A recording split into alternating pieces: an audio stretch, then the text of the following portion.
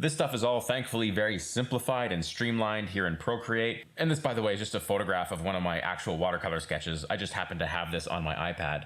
So here in Procreate, the second button, the one beside the wrench, brings up a limited set of adjustments, and it just gives you a few options for each major category. I've got a Gaussian blur. When I click it, nothing appears to happen, but if I drag my finger or my Apple Pencil, you can dial in the blur. You can hit reset and dial it in again, or let me just hit cancel to get out of that. You've got a motion blur, and this is pretty cool. The direction you're dragging your finger determines the direction of the motion blur.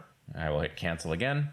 Perspective blur is kind of like a vertigo style inducing blur. The center of the perspective can be set with dragging around this little dot here.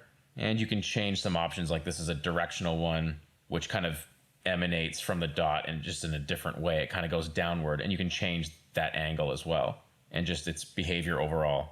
What else we have in here? We have sharpen, which should be pretty self-explanatory. The noise filter is interesting. Sometimes I do use a layer of noise as kind of a starting point for my work. It's kind of a cheap way of getting a texture in there just really quickly and then just painting into that. So let's say I like this noise. I'll just click on the adjustments tool again and it commits it.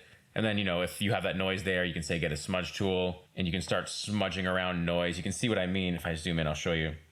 You see what I mean? It gives you kind of a texture. It's much more interesting playing with noise than it is just a blank white canvas. I'll try and put that in my demo in volume 2 of this class. Let me just undo this a bunch to get rid of that noise for now. Another good thing that can help your drawing is go back in here, and it's the liquefy tool. This just allows you to move and warp and push things around. It's almost like your drawing becomes a sculpture or something. Just gonna hit reset to return to normal. You can do all kinds of things. You can twirl it, you can twirl left, you can pinch it. The size of your brush is controlled here, so this would be like a big pinch. I'll reset that again. All kinds of things. This is the crystal filter. That's pretty cool. I don't think I've ever seen or used that, but there it is. Here's an edge one, which I've also never used. What does this do? It kind of looks like it pinches things locally. Yeah, this is all pretty cool stuff.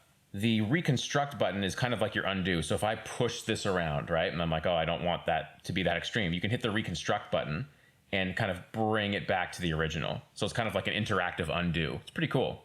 Once you're done, just click on the same tool and it'll exit the menu. And you have some basic color correction stuff. Here's hue saturation. You can really ramp up the saturation there, change the hue, brightness. Again, it's just the essentials here in Procreate. It keeps you on a bit of a tight leash, which I think is a good thing. The filters it has included here are really the main ones you want to use anyway. So, okay, that's Procreate.